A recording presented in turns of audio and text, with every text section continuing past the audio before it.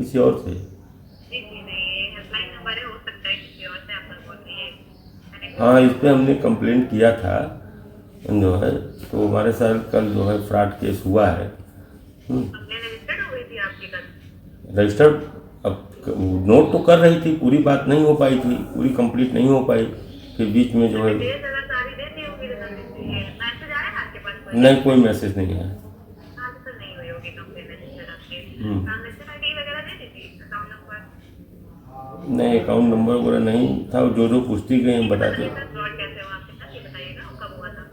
ऐसा है ना कि बच्चे हमारे दो लड़के हैं, दोनों बाहर रहते हैं। एक लड़का रहता है मेरा महाराष्ट्र में जो है, तो महाराष्ट्र से ही फ़ोन आया था कि आपके लड़का जो है कि रेप केस में फंस गया है। भाई हम तो डिनाई किए, नहीं ऐसा नहीं है, नहीं ये लड़का ऐसा नहीं है, ये 3 लड़के थे उनके साथ खड़ा था, तो ये उसी में फंस गया जो है। हम इसको किनारे रखे हैं, आप इनको बचाना चाहते हैं। हेलो, बस हो गया, ख़त्म। हेलो, बस हो गया, ख़त्म। राम राम मित्रों। ठग, ठगी और ठगी के शिकार।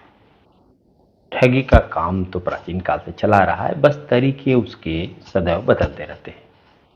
इन दिनों ठगी का माध्यम लोगों की आवाज को बनाया जा रहा है। सामान्य व्यक्ति यह कतई नहीं स्वीकार करता कि हमारी आवाज में कोई दूसरा बात कर सकता है, पर ऐसा हो रहा है। एआई के माध्यम से किसी की भी आवाज कॉपी करके उसी के आवाज में किसी और से बात कराई जा सकती है। यह जानने की बात है, जो जानेगा वही बच पाएगा, और जिसको जानकारी नहीं होगी स्वाभाविक तौर पर वह इस तरह से ठगी का शिकार हो सकता है। उत्तर प्रदेश के सोनभद्र जिले के ओबरा नगर में, ओबरा वन प्रभाग में वरिष्ठ लिपिक के पद पर कार्यरत, अब सेवानिवृत्त हो चुके आदरणीय श्री आर के श्रीवास्तव जी के साथ ऐसा ही हुआ। कल शाम 5 बजे से लेकर के 9 बजे तक लगातार ठग इनके मोबाइल पे लगे रहे और इनसे 7 बार में 1,20,000 रुपए ठग लिए। ठगने के बाद इन्हें पता चला कि वास्तव में हम ठगी के शिकार हो गए हैं, तो वे पति पत्नी, जो इनकी पत्नी किड्स केयर में पढ़ाती हैं, उनके साथ ओबरा थाने पहुंचते हैं। वहां वे सभी बातें बताते हैं और श्रीवास्तव जी खुद अपने फ़ोन से साइबर ठगी के मामले में जो हेल्पलाइन है 1930, उस पर भी फ़ोन करते हैं, अपनी बात बताने की कोशिश करते हैं, पर फ़ोन बार बार कट जाता है। आज अर्थात 11 अप्रैल 2024 को भी उन्होंने करीब 10 बजे के आसपास फ़ोन मिलाया और उन्होंने अपनी शिकायत दर्ज कराने की कोशिश की। फिर वही हुआ, पूरी बात नहीं हो पाई, फ़ोन कट गया, रिकॉर्ड नहीं हो पाई। यहाँ पर हम 3 बातें करेंगे। एक तो जो ठग हैं वे, नंबर 2 जो ठगी के शिकार हुए हैं वे, और इन ठगों पर नियंत्रण लगाने के लिए जो सरकारी एजेंसियां हैं। सबसे पहले उन ठगों के तरीकों को बताते हैं, किस बार इनके साथ किस तरह से ठगी को अंजाम दिया गया। आदरणीय श्रीवास्तव जी को 2 पुत्र हैं, एक बनारस में कार्यरत है, एक महाराष्ट्र में। जो ठग करने वाले लोग थे, उन लोगों ने कई नंबरों का इस्तेमाल किया और उन्हीं नंबरों पे उन्होंने पैसा भी मंगाया।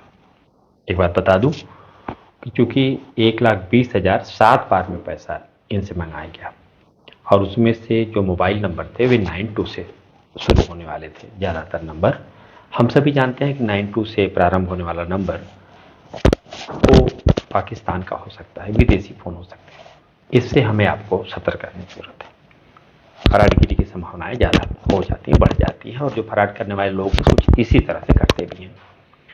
91 से भी शिकायत इस तरह की प्राप्त होती है, अर्थात थोड़ी सी भी असावधानी हुई तो समझिए कि आप ठगी के शिकार हो गए। इनके साथ होता है करीब 5 बजे 10 अप्रैल 2024 की शाम फ़ोन आता है इनकी पत्नी के मोबाइल पर,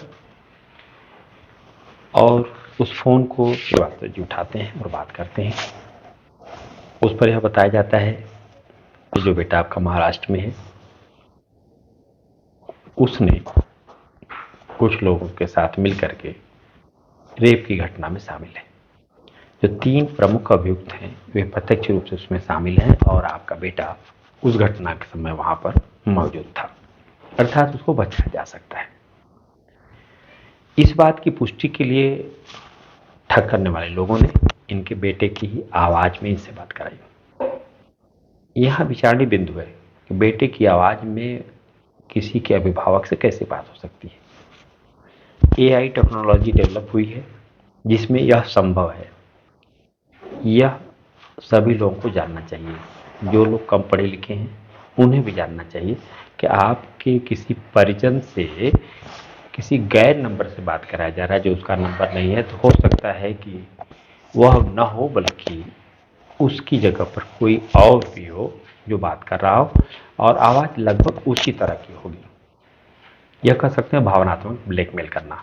किडनैपिंग की बात हो सकती है, रेप की बात हो सकती है या कोई और भी बात हो सकती है। स्वाभाविक है कि कोई भी बच्चा या कोई भी परिजन किसी का जब अपने किसी विशेष व्यक्ति को रोता हुआ या चिल्लाता हुआ या मदद की गुहार लगाता हुआ आवाज़ लगाएगा, आवाज़ आएगी उसकी, तो वह परेशान हो जाएगा उसका परिजन और फिर उसके बाद उसको बचाने की कोशिश करेगा। बचाने की कोशिश में सीधी सी बात आती है, प्राय जो ठग होते हैं उनका जो लक्ष्य होता है कि अधिक से अधिक धन प्राप्त करना। वे इसी प्रकार इनका बेटा जो आवाज़ आ रही थी रोते हुए पापा से कह रहा था कि इन लोगों ने मुझे बहुत मारा है, आप मुझे बचा लीजिए। इतना सुनते ही स्वाभाविक है कि कोई भी माँ बाप होगा तो अपने बच्चे को बचाने के लिए जितना संभव हो सकेगा वह करेगा। आदरणीय श्रीवास्तव जी ने भी ऐसा ही किया। 7 बार में इन्होंने 1,20,000 इन ठग करने वालों के मोबाइल नंबर पर भेज दिया। 1 लाख इनके यहाँ था जिसको इन्होंने भेजा, और जब पैसा नहीं इनके पास था तो उन्होंने अपने पत्नी के अकाउंट से भी 20,000 भेजे, कुल मिलाकर के 1,20,000। यहाँ जो प्रमुख चीज है, अभी तुमने कहा ठगों ने आदरणीय श्रीवास्तव जी को ठग लिया, अर्थात एक ठग हुआ, दूसरा ठगी का शिकार हुआ, तीसरा बिंदु आता है कि जो लोग ठगी के शिकार हुए उसके लिए जो सरकारी एजेंसियां काम करने वाली है कितना एक्टिव है, उनके संसाधन कितने प्रभावशाली हैं। बहुत सारे मामलों में पैसा लोगों का वापस भी हुआ है, यह भी सच है। पर श्रीवास्तव जी के साथ अभी तक ऐसा नहीं हो पाया है और उनकी शिकायत तक भी अभी दर्ज नहीं हो पाई है। इस समय हमारी आपकी बात हो रही है 11 अप्रैल 2024, लगभग दोपहर का समय। जब घटना होती उसके बाद भी ये लोकल थाना अर्थात सोनभद्र जिले के कोबरा थाने के अंतर्गत का मामला था। वे वहाँ पहुँचते हैं, अपनी बात करते हैं।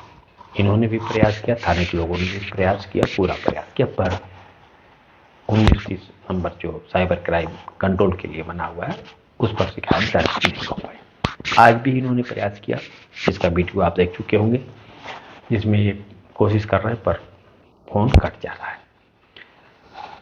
तो 3 चीजें, एक तो ठग, जो लोग ठग का कारोबार करते हैं वे रोज नए तरीके ठगी का अपनाएंगे।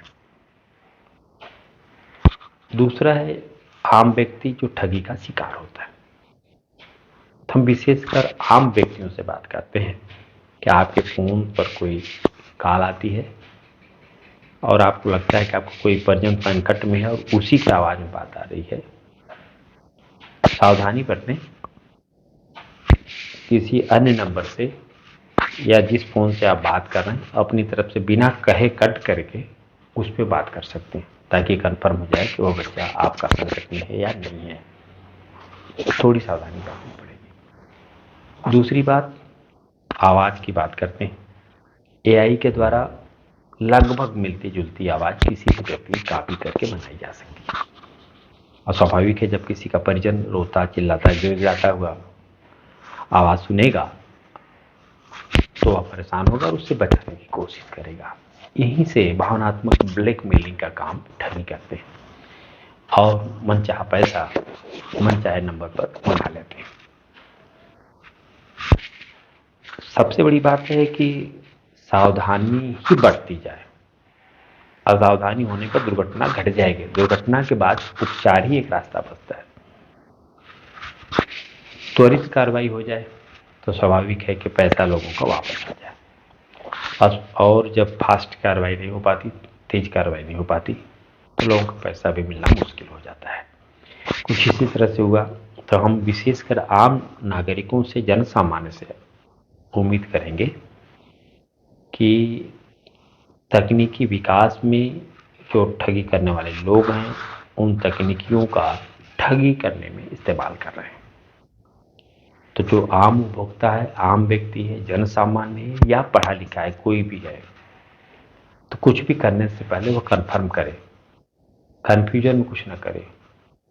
कन्फ्यूजन में करेगा, थोड़ी सी सावधानी हटी तो बड़ी दुर्घटना घट जाएगी। बाद में वह पैसा वापस आ भी सकता है या हो सकता है न भी आए, तो नुकसान तो उस व्यक्ति का ही होगा।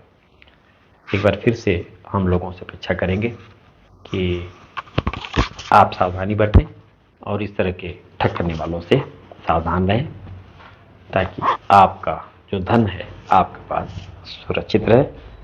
और हम उम्मीद करेंगे कि आदरणीय आर.के. श्रीवास्तव जी का जो पैसा ठगों ने ठगा है, वह सरकारी एजेंसियों के माध्यम से उन्हें वापस मिल जाएगा।